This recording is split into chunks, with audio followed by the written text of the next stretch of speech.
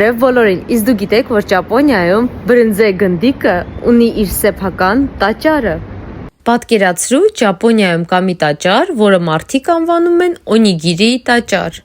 Երբ առաջին անգամ լսեցի, անկեղծ մտածեցի, որ կատակ է։ Ինչպես կարող է բրինձի գնդիկը սեփական տաճար ունենալ։ Բայց հենց սա է Ճապոնիայի կախարդանքը։ Այստեղ նույնիսկ ամենասովորական բաները կարող են ունենալ պատմություն, իմաստ և մշակութային արժեք։ Օնիգիրին Ճապոնիայում դա սովորական ուտելիք չէ, դա երկար պատմություն ունի։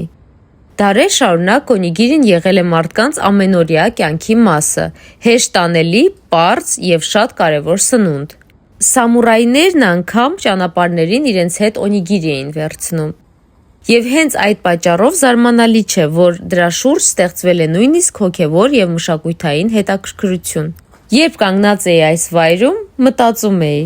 միայն Ճապոնիայում կարող ես տեսնել մի տեղ, որտեղ սովորական ուտելիքը վերածվում է մի բանի, որն արդեն մշակութային խորհրդանիշ է։ Իսկ դու կպատկերացնեիր, որ օնիգիրին կարող է ունենալ սեփական տաճար, անպայման գրի կոմենտներում։